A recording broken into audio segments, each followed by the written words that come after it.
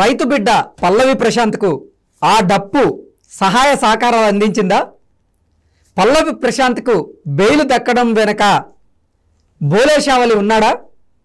పల్లవి ప్రశాంత్కు bail ఇప్పించడంలో బోలేషావలి success అయ్యాడా అంటే అవుననే సమాధానం ఇస్తున్నారు కొంతమంది సినీ రాజకీయ విశ్లేషకులు. ఇక ఇదే అంశానికి సంబంధించి మనతో మాట్లాడేందుకు ప్రముఖ సీనియర్ జర్నలిస్ట్, ప్రముఖ రాజకీయ విశ్లేషకులు సిఎస్ రావు గారు మనతో ఉన్నారు. ఆయనతో మాట్లాడదాం. Sir hi sir. Hello Krishna. Sir, రైతు బిడ్డ పల్లవి ప్రశాంత్కు డప్పు బోలేషావలి సహాయ సహకారాలు అందించారని, పల్లవి ప్రశాంత్కు బెయిల్ రావడం వెనక బోలేషావలి ఉన్నాడు, బెయిల్ ఇప్పించడంలో బోలేషావలి సక్సెస్ అయ్యాడంటూ కూడా ఒక వార్త ఇప్పుడు సోషల్ మీడియాలో వస్తున్న నేపథ్యంలో ఏంటి సార్ ఈ అంశాన్ని ఎలా చూడొచ్చు మనం? సో ఇప్పుడు బోలేషావలి సక్సెస్ అయ్యాడని చెప్పి మనం ఎలా చెప్పగలం అంటే, బెయిల్ వచ్చిన తర్వాత, పల్లవి ప్రశాంత్కి బెయిల్ వచ్చిన తర్వాత ఆ బెయిల్ ఇప్పించడానికి ప్రయత్నం చేసినటువంటి లాయర్ ఫోటోని ముద్దాడాడు ఎవరు? బోలేషావలి. ఆ ఫోటో ఇప్పుడు వైరల్ అవుతుంది సోషల్ మీడియాలో.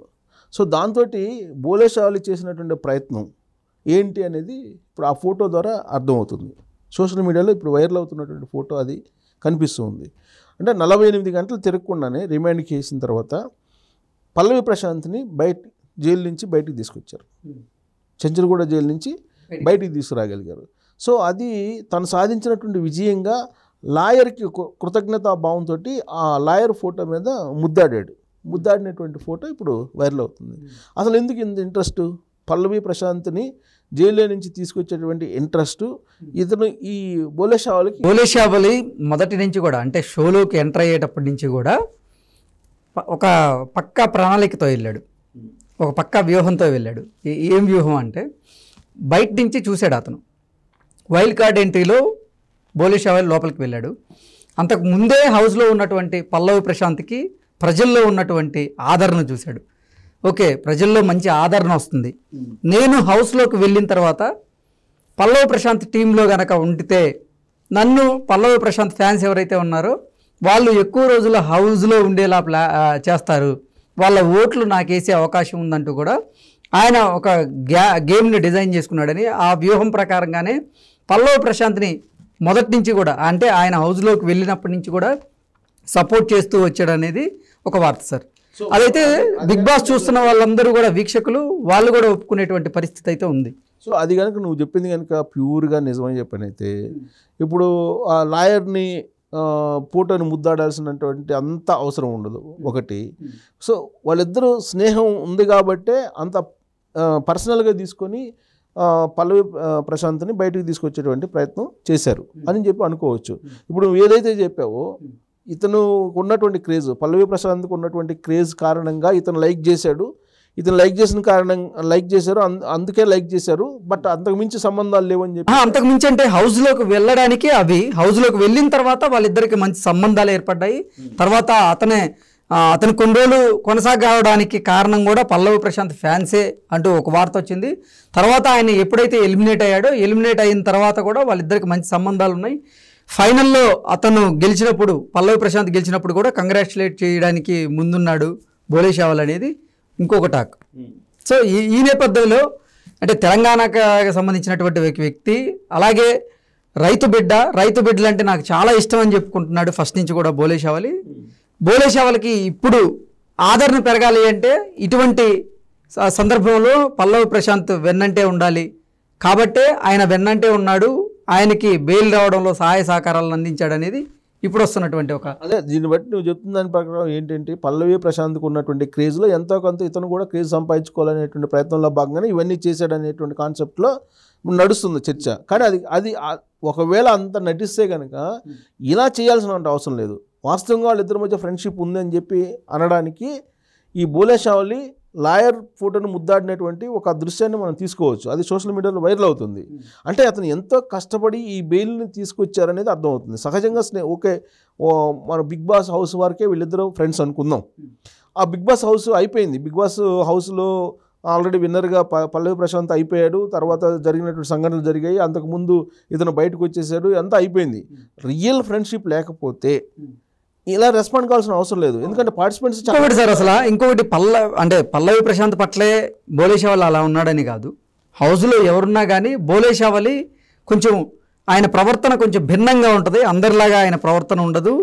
ఆయన ప్రవర్తనకి అర్థం పట్టేలాగే ఇప్పుడు బెయిల్ వచ్చిన తర్వాత లాయర్ ఫోటోని ముద్దాడడం, ఇటువంటి ప్రవర్తనే ఆయన మొదటి నుంచి ఉండేది అనేది కూడా అంటే కొంత సమాచారం సరే ఉండొచ్చు, అది కూడా ఉండొచ్చు. ఇప్పుడు కొంతమంది ఇప్పుడు హౌస్లో ఆల్మోస్ట్ చాలా రోజులు ఉన్నారు కదా, కలిసి ఉన్నారు.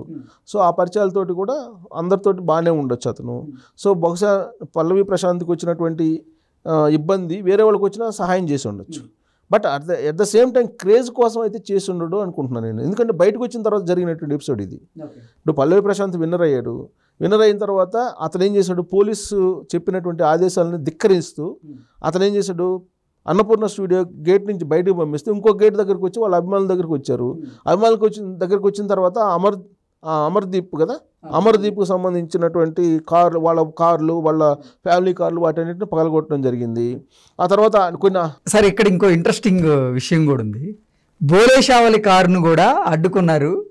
వాళ్ళు పల్లవి ప్రశాంత్ ఫ్యాన్సా లేకపోతే ఎవరనేది తెలియదు, కానీ పూర్తి సమాచారం అయితే ఇప్పటి వరకు లేదు. కానీ బోలేషావలి అతని ఫ్రెండ్స్తో పాటు తన కారులో బయటకు వస్తున్న సందర్భంగా అతన్ని ఆపేరు, అతన్ని ఇబ్బంది పెట్టేందుకు ప్రయత్నం చేశారు, అతని కారుని ధ్వంసం చేసేందుకు కూడా ట్రై చేశారు. అంటే దీన్ని బట్టి ఏమర్థం అవుతుందండి, ప్రశాంత్ పల్లవికి సంబంధించినటువంటి వాళ్ళని కూడా వాళ్ళు అడ్డుకున్నారు, పగలగొట్టేటువంటి ప్రయత్నం చేశారు కాళ్ళని. అంటే అసాంఘిక శక్తులే ఉంటారు. అసాంఘిక శక్తులు కాకుండా ఉంటే అంత బీభత్సం జరగదు. అంత బీభత్సం మామూలుగా జరగలేదు కదా, ప్రత్యక్ష సాక్షి నువ్వే కదా. అక్కడ ఉండేటువంటి అందరినీ నానా రకాలుగా ఇబ్బంది పెట్టి కొట్టి పోలీసుల మీద దాడులు చేసి పోలీసులకు కూడా తలకు గాయాలైనవి కదా కొంతమందికి. అలాగే మీడియాకు సంబంధించినటువంటి వాళ్ళకు కూడా గాయాలైనవి కదా. సో వాళ్ళు జరిగినటువంటి బీభత్సం తాలూకు మొత్తం ఇన్వెస్టిగేషన్ పోలీసు చేస్తూ ఉంది. ఆ బీభత్సం జరగడానికి కారణం ఎవరు, పల్లవి ప్రశాంత్. సో అందుకే అతన్ని జైలుకు పంపించారు పోలీసులు. దాంతోపాటు బిగ్ బాస్కు సంబంధించిన నిర్వాహకులు ఎవరైతే ఉన్నారో వాళ్ళకు కూడా నోటీసులు పంపించారు, వాళ్ళని కూడా విచారించే అవకాశం ఉంది. నాగార్జునకు కూడా నోటీసులు పంపించారని చెప్పి తాజాగా అందుతున్నటువంటి సమాచారం కూడా. సో కాబట్టి దీన్ని ఇన్వెస్టిగేషన్ పోలీసులు అయితే చాలా సీరియస్గా తీసుకున్నారు, ఖచ్చితంగా దాన్ని సీరియస్గా తీసుకున్నారు. ప్లస్ ఇప్పుడు బోలేషావలి ఎవరు, బోలేషావలి అలియాస్ డప్పు బోలే అంటారు, అంతేనా, డప్పు బోలే. సో ఈ డప్పు బోలే షావలి ఇప్పుడు ప్రశాంత్ కిషోర్కి హెల్ప్ చేశాడని అంటే అది కేవలం హౌస్లో ఉన్నటువంటి పరిచయం దగ్గర పల్లవి ప్రశాంత్కి హెల్ప్ చేశాడని అంటే అది కేవలం హౌస్లో వెళ్ళిన తర్వాత జరిగినటువంటి పరిచయాలు, వాళ్ళ స్నేహపూర్వక వాతావరణం, దాంట్లో చిత్తశుద్ధిగా చేశాడని నాకు అనిపిస్తుంది. అదర్వైజ్ అతనేదో క్రేజ్ కోసము లేదా పల్లవి ప్రశాంత్కి వచ్చినటువంటి క్రేజ్లో షేర్ చేసుకోవడం కోసము అలా చేస్తుంటాడని నేనైతే అనుకోవట్లా అతను. బట్ ఆ జరిగినటువంటి సంఘటన మాత్రం ఖచ్చితంగా వీళ్ళందరూ బాధ్యులే. ఇంకోటి ఏంటంటే ఇప్పుడు తాజాగా మంత్రి హరీష్ కూడా రెస్పాండ్ అయ్యాడు. మంత్రి హరీష్ కూడా రెస్పాండ్ అయ్యాడు. పల్లవి ప్రశాంత్కి వచ్చినటువంటి ఇబ్బందులు నేను చూశాను, నేను అండగా ఉంటాము మేము అని చెప్పి ఆయన మళ్ళీ ఇప్పుడు ఇంకో ట్వీట్ చేశాడు. తాజాగా ఒక ట్వీట్ చేశాడు. సార్ ఇంకొక వార్త కూడా బయటకు వచ్చింది. అసలు అన్నపూర్ణ 7 acres దగ్గర అల్లర్లకు కారణం పల్లవి ప్రశాంత్ కాదు, పల్లవి ప్రశాంత్ ఫ్యాన్స్ ముసుగులో ఒక భారీ కుట్ర జరిగింది. కొంతమంది బీఆర్ఎస్ నేతలు లా అండ్ ఆర్డర్ ఇష్యూని క్రియేట్ చేసేందుకే ఇటువంటి అల్లర్లను తెర మీదకి తీసుకొచ్చారు అంటూ కూడా ఒక వార్త బయటకు వచ్చింది. సో పోలీసులు అనుమానిస్తున్నారు, ఆ దిశగా అనుమానిస్తున్నారు. ఎందుకంటే రాబోయేటువంటి రోజుల్లో ఇలాంటి కుట్రలు కుతంత్రాలు ఉండేటువంటి అవకాశం ఉందని చెప్పి పోలీసులు ఇప్పుడు చాలా నిశ్చితంగా దాన్ని ఇన్వెస్టిగేషన్ చేస్తున్నారు. ఓకే, ఈరోజు హరీష్ రావు గారు ట్వీట్ చేసిన నేపథ్యంలో ఈ అనుమానాలకు తావు బలాన్ని ఇచ్చినట్లుందా ఈ ట్వీట్ అంటే ఏం చెప్తారు? ఇప్పుడు ప్రతి అంశాన్ని రాజకీయంగా వాడుకోవాలని చెప్పి బీఆర్ఎస్ పార్టీ భావిస్తుంది. ఆల్రెడీ ఓడిపోయింది పార్టీ, అధికారంలో కోల్పోయింది. అయినప్పటికీ కూడా ఏదో ఒక రకంగా లోక్సభ ఎన్నికల్లో తన సత్తా చాటాలనేటువంటి ప్రయత్నం చేస్తుంది. ఇప్పుడు పల్లవి ప్రశాంత్ అనే అతను రైతు బిడ్డ అని చెప్పి ప్రచారం చేశారు. సో ఓకే, రైతు బిడ్డ కావచ్చు, కానీ రైతు బిడ్డ అనేటువంటి ఒక ట్యాగ్ తోటి దాన్ని ఏదో ప్రపంచవ్యాప్తంగా ఇతనే రైతు బిడ్డ అని చెప్పి అనుకోవడానికి లేదు. సో అందరూ రైతు బిడ్డలు కానటువంటి వాళ్ళు ఎవరు కాదు. ఆ ట్యాగ్ తోటి అతను ప్రచారం పొందారు. సో ప్రచారం పొందినటువంటి పల్లవి ప్రశాంత్కి ఇప్పుడు మాజీ మంత్రి హరీష్ రావు సపోర్ట్ చేయాల్సినటువంటి అవసరం ఉందా అని అంటే, నా లోకల్ కాబట్టి నేను ప్రశాంత్ కిషోర్కి అండగా ఉంటాను, తెలంగాణ బిడ్డ మళ్ళీ పల్లవి ప్రశాంత్కి అండగా ఉంటాను, దానికి మళ్ళీ తెలంగాణ సెంటిమెంట్ని అద్దాడు హరీష్ రావు. అవసరం లేదు కదా, తెలంగాణ సెంటిమెంట్ అవసరం అద్దాల్సిన అవసరం ఏముంది? పోలీసులు అరెస్ట్ చేసింది కూడా తెలంగాణ పోలీసులే. తెలంగాణ బిడ్డ అంటాడు, అదేమంటే అరెస్ట్ చేసింది తెలంగాణ పోలీసులే, జరిగింది తెలంగాణలోనే జరిగింది అంటే ఏదో ఒక రకంగా సెంటిమెంట్ని క్రియేట్ చేసి దాన్ని నాన్న రభస చేయాలి, రాజకీయ రభస చేయాలి అనేది. ఓ బీభత్సం జరిగింది ఆల్రెడీ అక్కడ. ఆ బీభత్సానికి సంబంధించి ఎవరు కారకులు అనేది ఇప్పటివరకు తెలియదు. దాదాపు 17 మందిని జైల్లోకి పంపించారు, అంతే కదా, 2 జువెనైల్ జైలుకు పంపించారు. సో ఇంత జరిగినప్పటికీ కూడా హరీష్ రావు ఈ విధంగా మాట్లాడటం అనేది, సెంటిమెంట్ని క్రియేట్ చేయటం, దాన్ని ఒక రాజకీయ కోణం నుంచి చూడటం అనేది ఖచ్చితంగా పోలీసులకు అనుమానం వస్తుంది. సెకండ్ వర్షన్ వస్తుంది. బీఆర్ఎస్ పార్టీ వాళ్ళకి కుట్రుందా? బీఆర్ఎస్ పార్టీ వాళ్ళు ఏమన్నా చేయాలని ప్రయత్నం చేస్తారా?